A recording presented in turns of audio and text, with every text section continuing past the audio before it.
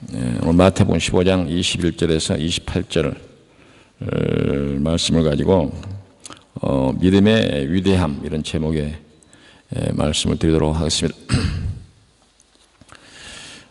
지난주 파리에 갔다 왔습니다.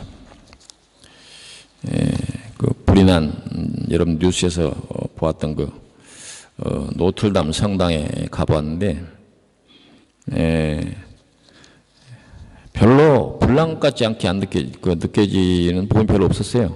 왜냐하면 그 벽은 그대로 뭐 색깔이 변하지도 않고 남아있고, 그래서 위에 공중에 올라가서 이렇게 뭐 드론이나 이런 걸 타고 보면 자세히 볼 수 있을지 모르지만 그 주변 그 성당으로 들어가는 그 광장으로 들어가는 그 입구마다 바리케이트가 다 쳐져 있고 경찰들이 지키고 있어서 가까이 가서 볼 수도 없고, 그래서 멀리서 바라본 그 노틀담 그 사원이라고 부르고 성당이라도 부르는데 저기 불이 났다라고 하는 뉴스를 안 보았다면 불이 났는지 안 났는지 잘 모를 정도로 외관이 그렇게 흉하지 않았습니다. 그래서 그걸 사진을 찍어서 누구한테 보냈더니 불난 집 같지 않다 이렇게 얘기를 하더라고요.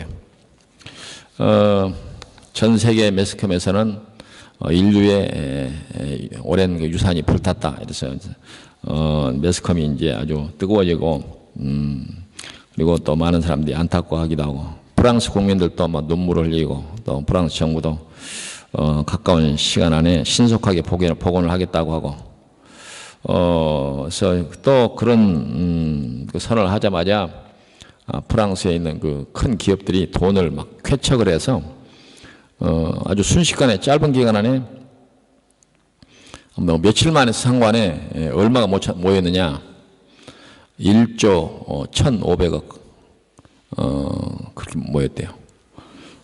그게 이제 그냥 그러니까 그러는가 보다 이렇게 생각할 수도 있지만, 어떤 다른 뉴스를 보니까 브라질에서 어떤 뭐 무슨 필요를 위해서 국민적인 모금을 했는데 3억이 모였대. 3억. 어찌됐든 이건 무슨 특별한 뜻이 있는 것이 아니라 어찌됐든 1조 1,500억이 순식간에 거쳤다, 그런 얘기입니다.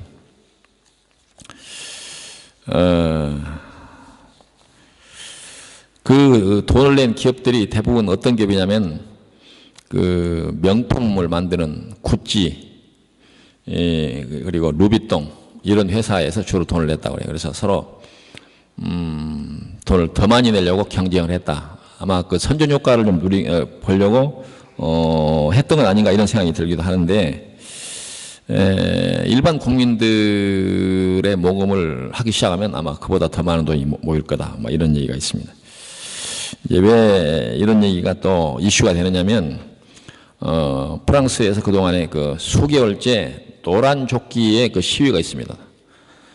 운전사들로부터 시작된 그 시위가 이제 프랑스의 서민들이 주말마다 노란 조끼를 입고 그 시위를 하는데, 원래 노란 조끼를 입으려고 했던 게 아니고 이제 그 시내에서 택시를 운전하는 운전사들이 어떤 길 가운데서 무슨 사고가 나고 그러면 이 노란 조끼를 꺼내서 입어야 사람들 보기가 쉽게 이렇게 발견돼서 위험을 그만큼 감수하기 위해서 노란 조끼를 입었다. 그래서 그걸 입기 시작한 것이 이제 그런 시작이 되어서 시위할 때마다 이제 시위하는 모든 사람들이 노란 조끼를 입었다. 그래서 노란 조끼 시위다 이렇게 얘기했는데, 주로 서민들이 그 프랑스 새로 그 대통령이 누구예요? 그 마크롱인가 이 사람이 굉장히 개혁적인 이런 그 대통령을 기대했는데 당선된 뒤에는 부재판에 선다 이렇게 비난을 받으면서 서민들을 이번에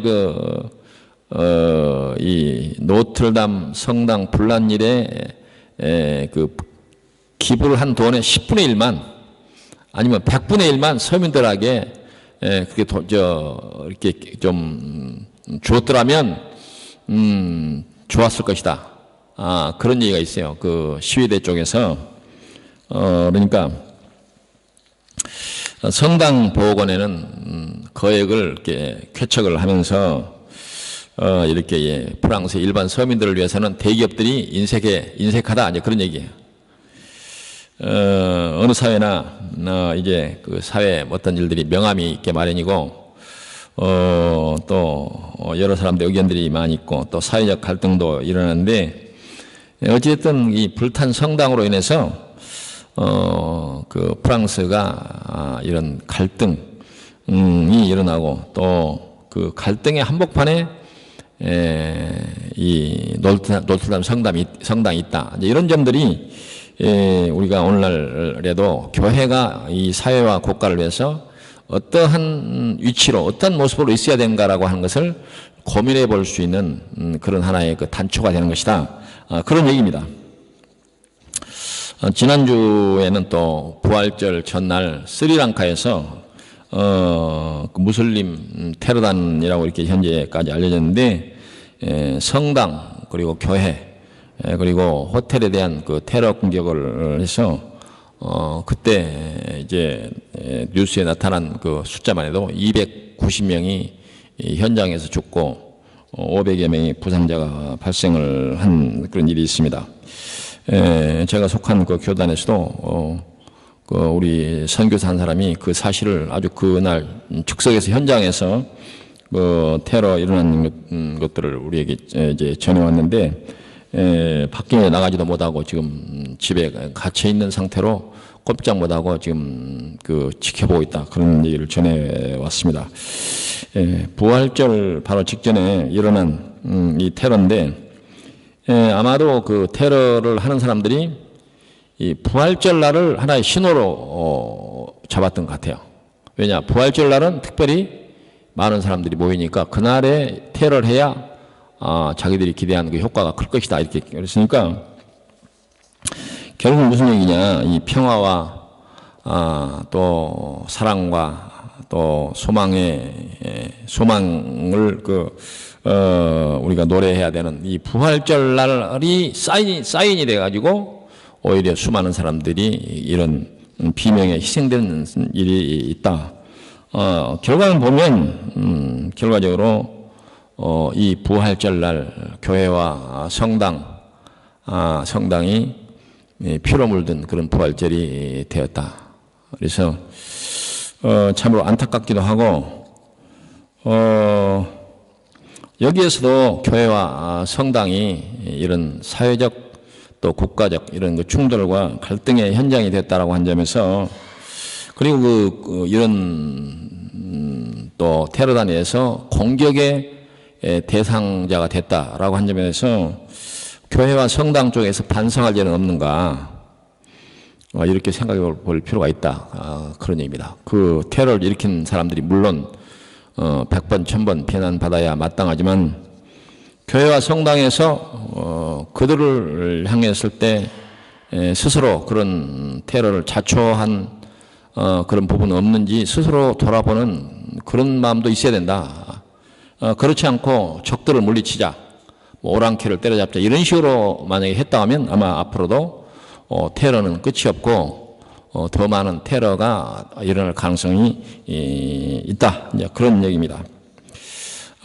우리는 이 세상에서 사회를 위해서 또 나라를 위해서 좋은 일을 기대하는 그런 단체나 그런 장소가 오히려 갈등의 진원지가 되는 그런 사례가 참 많이 있는데 최근에 우리나라도 이 우리나라의 모든 갈등과 사람들의 생각의 차이를 좁혀서 조화를 이루고 화목을 이루고 국가 사회가 나아갈 방향을 이렇게 잘 리드를 해야 될 국회가 앞장서서 갈등을 만들어내고 국민들을 편갈라서 국민들이 서로 가만히 서로 이렇게 아무런 평화롭게 살던 사람들이 국회가 이런 갈등을 만들어내니까 온 전국이 서로 사람들이 이렇게 편가르기를 나눠져 가지고 서로 공격을 하고 서로 욕을 해대고 입에 담을 수 없는 악담을 해대는 그런 모습을 볼 수가 있습니다.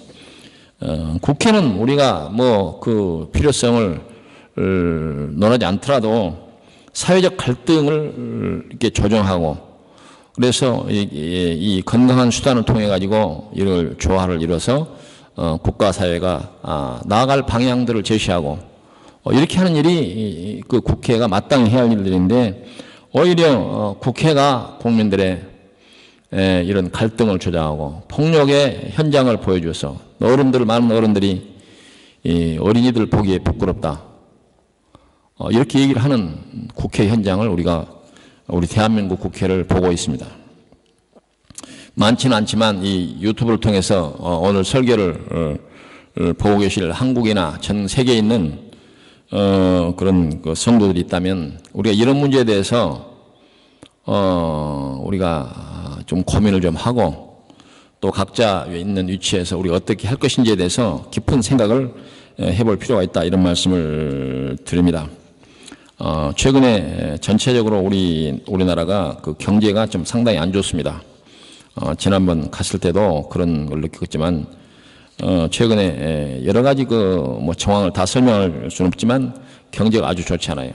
그래서 최근에도 환율이 우리나라 돈 가치가 떨어지고 있는 그런 현상들이 나타나고 있고, 또 남북 문제도 잘 풀릴 것 같더니 뭐 지금 여러 가지 더 꼬이는 이런 상황인데, 국회는 이런 일을 아예 내팽개쳐 놓고 내년 그 총선거를 위해서 무한대의 싸움판을 벌이고 있고, 국회를 난장판으로 만들고 폭력의 장으로 만들고 있고, 정말 나라와 국민들을 위해서는 아무짝에도 쓸모없는 짓들을 지금 하고 있다, 국회가. 그런 국회가 왜 필요한지 저는 모르겠어요.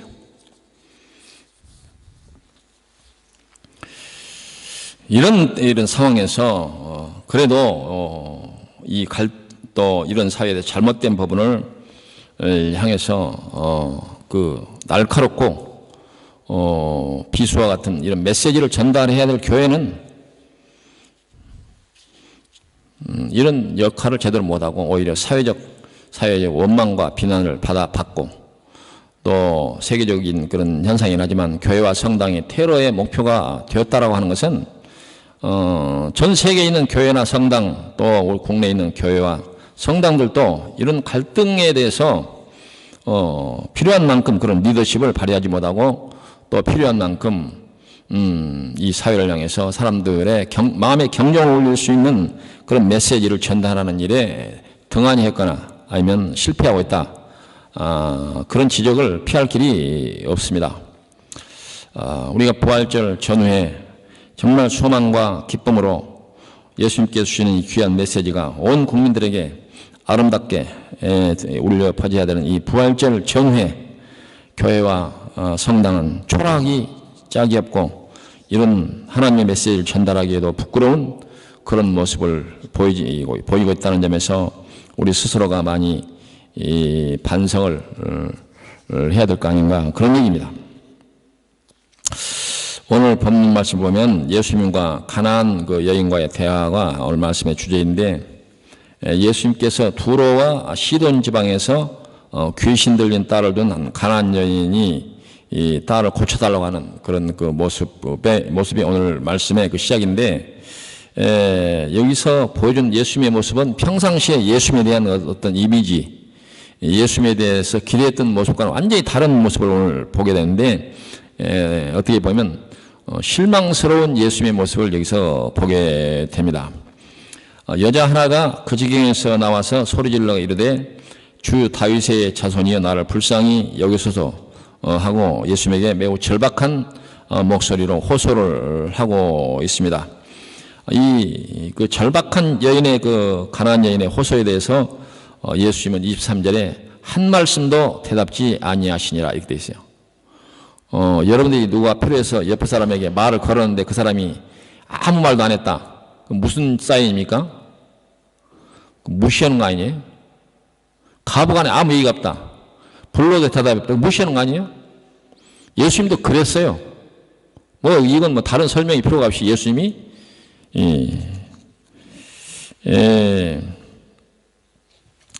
그러니까 제자들도 너무 여자가 이렇게 호소를 막 시끄럽게 하니까 아마 그 예수님을 따르는 사람들이 많았겠죠. 그러니까 작은 소리는 안 들리니까 그 사이에서 자기의 목소리가 예수님께 전달하기 위해서 아주 소리를 크게 했을 거예요. 악을 쓰고 듣기 싫잖아요. 그러니까 제자들도 어떻게 예수님 좀 어떻게 달래든지 어떤 조치를 취해서 좀 보내세요, 이런 뜻으로 우리 뒤에서 소리를 지르니 그를 보내소서, 이렇게 얘기합니다. 그때 예수님께서는 또 그 한 수를 더 뜬다 이렇게 얘기하는데 예수님께서 대답하여 이르시되 나는 이스라엘 집에 잃어버린 양 외에는 다른 데로 보내심을 받지 아니하노라. 그러니까 그 여인의 그 외침과 하소에 대해서는 난 관심이 없다. 이렇게 내놓고 얘기한 거예요. 뭐 비슷하게 안 그런 척 그런 게 아니라 나 관심 없어. 이렇게 얘기한 거예요.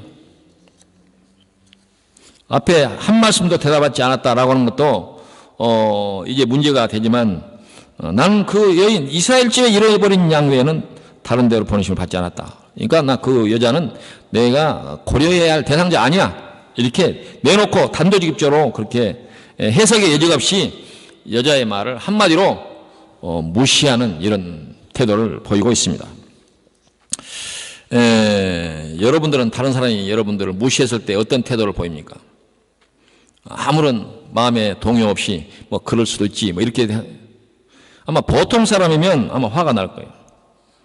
여기서 보통 사람이라고 하는 것은 아주 성인군자가 아니면 다 화가 날 것이다. 그러니 성인군자 그러잖아요. 우리 가운데 성인군자가 그렇게 흔합니까? 인지상정이라고 하는 말인데 이 상황에서는 그 당사자뿐만 아니라 옆에 있는 이 상황을 지켜보는 사람도 그 예수님 좀 너무하시네.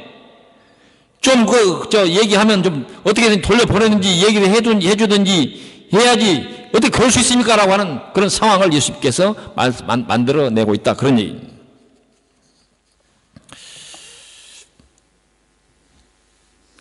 예수님의 태도는 그냥 무시하는 정도를 지나서 아주 우리 리얼하게 표현하면 깔아뭉갠다 얘기.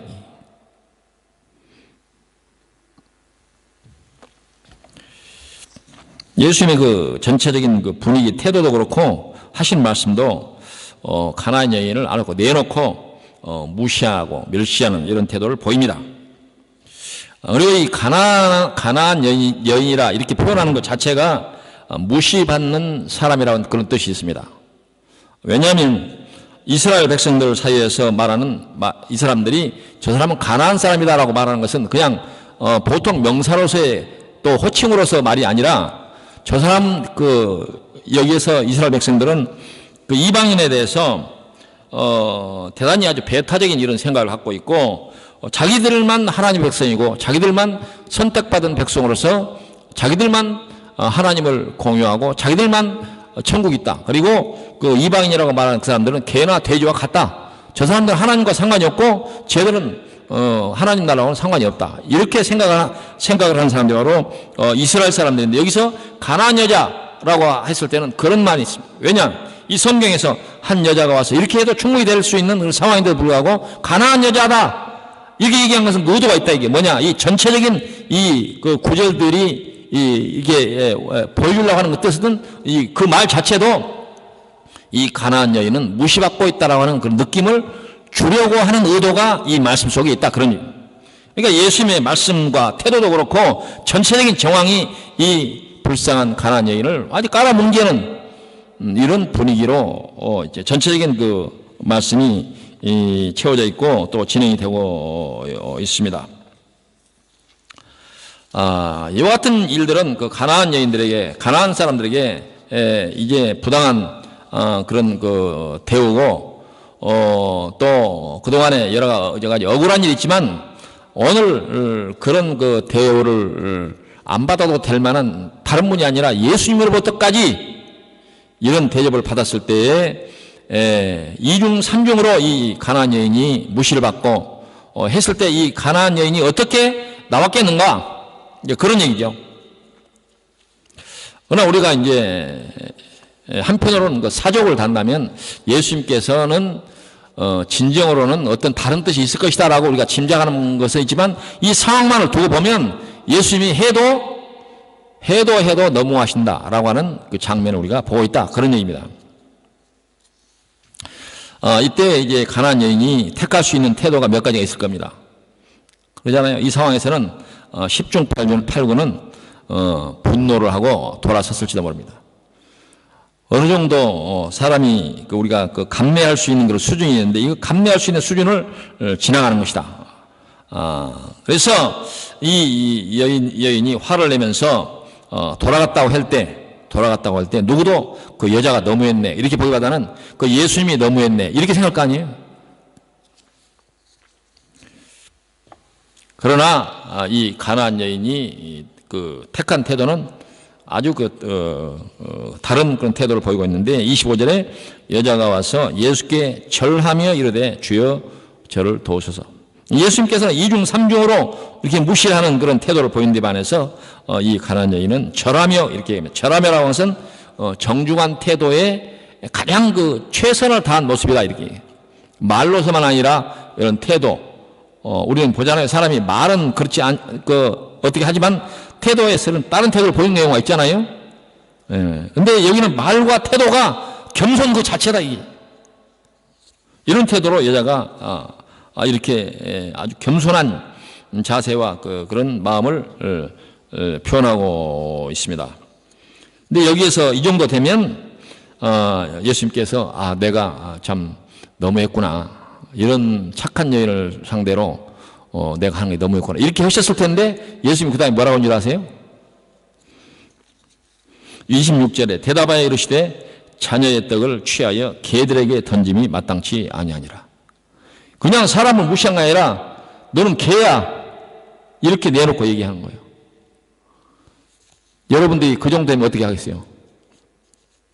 아마 주먹이 올라갔을지도 모른다.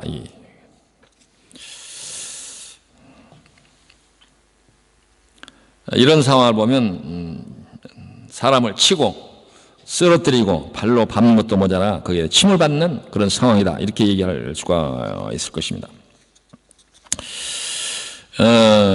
저도 어려서 싸움을 잘 안 하는 사람이었는데 그 인격을 모독을 받았다라고 하는 순간 아주 저도 알 수 없는 태도를 보인 적이 있어요. 그걸 뭐 여기서 다 설명할 수는 없지만 아마 저뿐만이 이런 상황이 되면 저뿐만 그렇겠어요. 인격을 모독을 받고 거기다가 발길질하고 침 뱉고 뺨치고 거기다 개나 돼지로 취급받으면 그 상황에서 내가 그런 취급을 받을 만해 이렇게 물러서겠어요? 아마 멱살을 잡고 싸웠든지 머리로 들이받고 코피를 흘렸든지 아마 그런 상황이 충분히 연출될 수 있는 상황이었을 거다. 바로 예수님 이 가나안 여인이 예수님으로 받는 이 수모의 현장 그런 현장과 같다 그런 얘기입니다. 근데 그런 상황에서도 여자는 이렇게 나옵니다. 27절에 여자가 이르되 주여 옳소이다 이렇게 옳소이다. 당신 말이 100번 맞습니다 이렇게. 이런 경우를 우리는 뭐라고 말하냐면 간도 쓸개도 다 내놨다 이렇게. 간도 쓸개. 그러면서 개들도 제 주인의 상에서 떨어지는 부스러기를 먹나이다. 최대로 더 겸손한 그런 태도를 보인 것을 보입니다. 이런 장면을 만약 옆에서 누군가가 지켜봤다면 그 여자의 처지가 너무 불쌍해서 같이 눈물을 흘려줬을 만한 그런 상황이다. 이렇게 이 여자가 그 개취급을 받고 그 모멸감을 이제 이기지 못해서 충분히 대들거나 또 분노하면서 돌아왔을 때 그 상황에서도 이 여인은 개들도 제 주인의 상에서 떨어지는 부스러기를 먹나이다 이렇게 얘기하고 있습니다. 이제 이 여인이 우리가 어떻게 보면 도무지 이해할 수 없는 이런 태도를 보이는 그 여인의 무엇이 그 여인으로 하여금 이와 같은 이중 삼중 사중 무시와 천대와 멸시를 받는 상황에서도 그 여인으로 하여금 그 자리를 떠나지 않고 예수님에게 겸손한 자세를 보였을까? 그죠? 그건 뭐냐? 그것은 그 여인은 자기 딸을 살리고자 하는 그 마음이 자기가 모멸받는 것보다도 더 큰 이유가 거기에 있었다. 그런 얘기죠. 이 여인이 자식을 이 귀신 들린 딸을 살려야 되겠다는 그 일념 외에 자기가 받는 모멸감은 안중에 없었다. 그것이 왜 없었겠습니까마는 자식을 살리는 것이야말로 그 여인에게는 가장 중요한 일이다. 그런 얘기입니다. 우리는 그 뉴스에서나 텔레비에서 자식을 잃고 울부짖는 그런 그 어머니의 그런 그 울부짖음을 본 일들이 있습니다. 바로 어떤 것이 자식을 살려야 한다는 그런 어머니의 절박한 심정을 뛰어넘는 다른 일들이 있겠는가? 그래서 이 가나안 여인이 처음에 예수님에게 와서 그 한 마을 가운데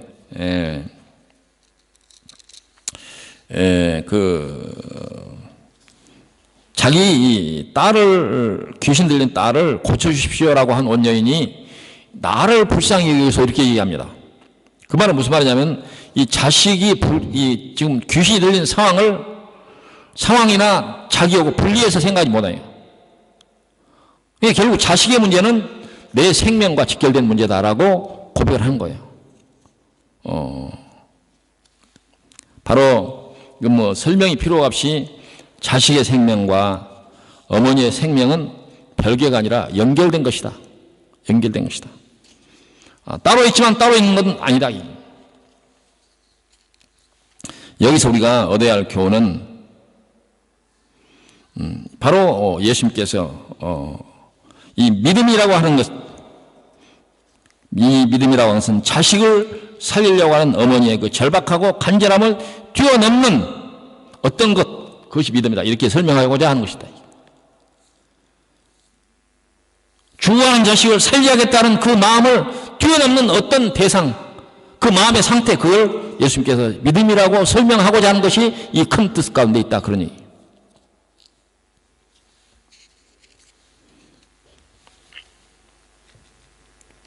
어떻게 보면 예수님께서 이 여인의 그 마음, 인내심 이와 같은 것을 시험하는 것처럼 보이지만 이 말씀이 의도하는 것은 뭐냐?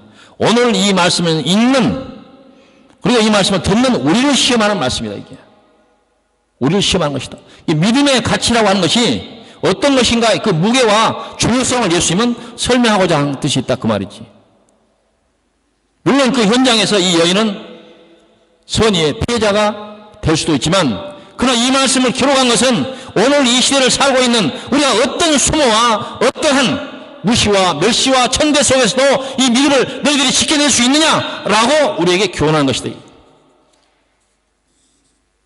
우리가 믿는다라고 말할 때 우리가 이 믿음의 무게에 대해서 우리가 어떻게 생각하고 있느냐.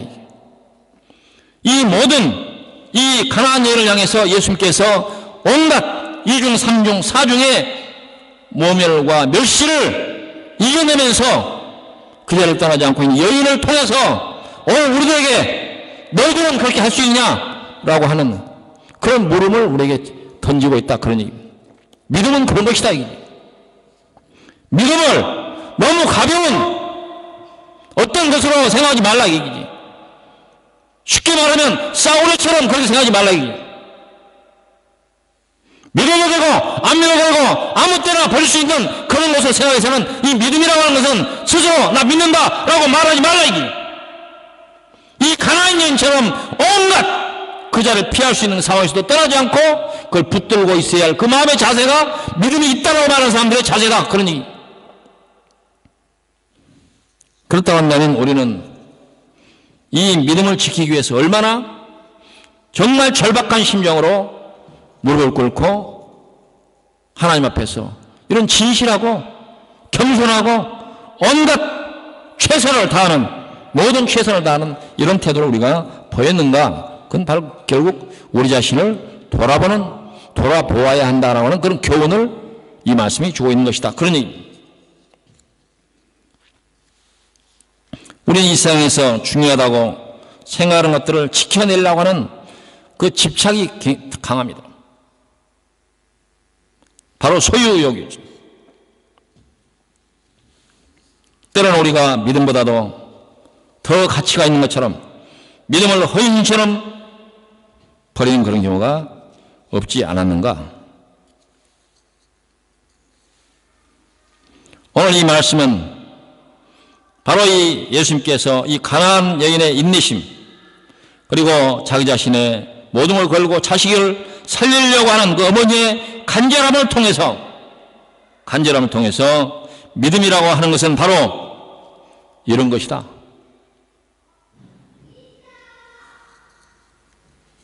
그리고 그 믿음이라고 하는 것이 그만한 가치가 있는 것인가? 라고 하는 질문을 우리에게 던지고 있다.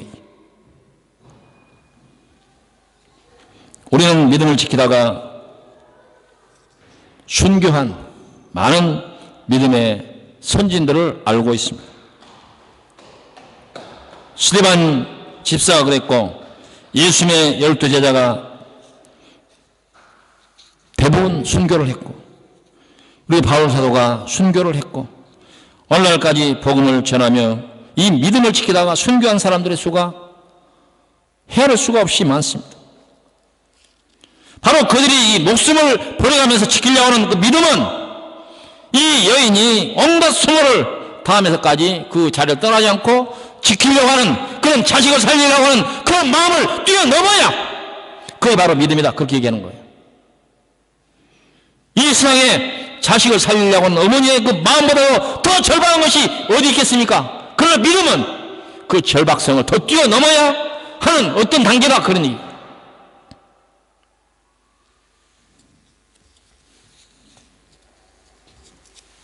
우리는 많은 그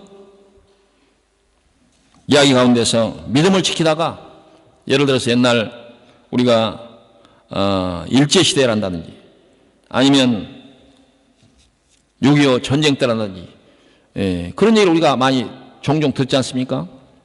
네가 예수를 믿는다면 안 믿는다고 이 자리에서 성경을 받고 지나가면 살려주고 거부하면 죽는다 라고 했을 때 그 믿음을 지키기 위해서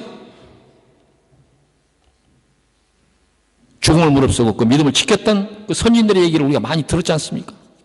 그렇게 해서 믿음이 오늘 우리에게 전달되는데 우리는 그 믿음을 어떻게 우리가 받아들이고 있느냐. 이 믿음의 절박성, 중요성, 무게 이와 같은 것들을 그만큼 우리가 중요하게 생각하고 우리가 믿음을 지켜왔는가 그런 질문을 우리 스스로에게 해야 된다. 그런 의미.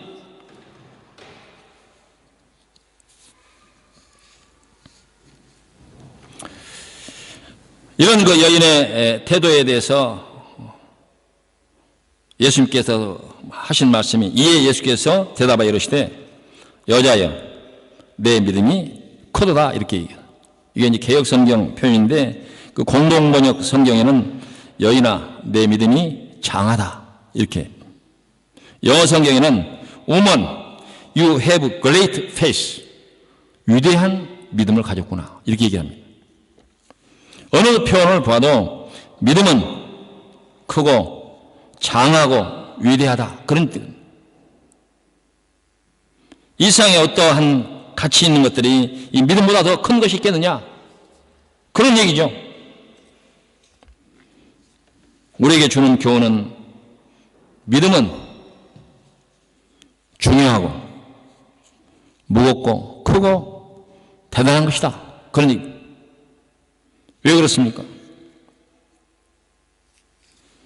믿음은 죄인이 용서받을 수 없는 죄인이 하나님의 백성이 되어서 천국을 소유할 수 있는 유일한 수단입니다.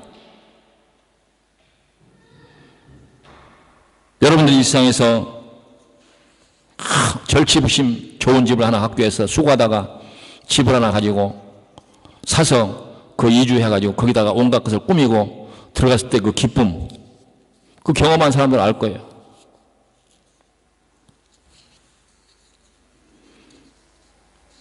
천국은 그것에 비교하겠습니까?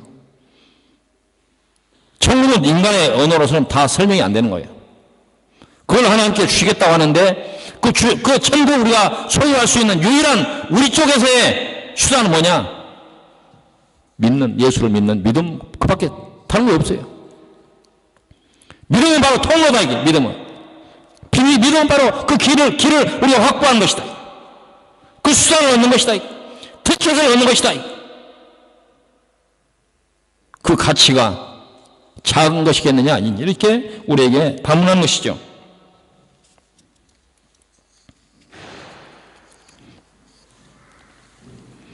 믿음을 누군가에게 사정을 해서 내 걸 좀 사주세요 라고 하는 이런 싸구려를 파는 장사치처럼 그렇게 여기지를 말기를 바랍니다.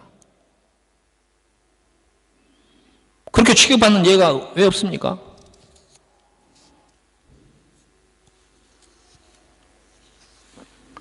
그래서 성령은 믿음을 산을 옮길 만한 능력이 거기 있다.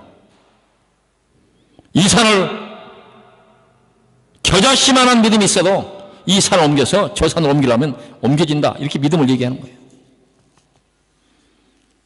그만큼 믿음에 대한 중요성을 오늘 이 가나안 여인은 우리에게 교훈하고 있는 것이다. 그리고 오늘 이 말씀을 듣고 읽는 우리를 위해서 여기에 가나안 여인은 희생자가 되어서 오늘 우리에게 큰 교훈에 울림이 있는 교훈을 우리에게 주고 있는 것이다. 그러니까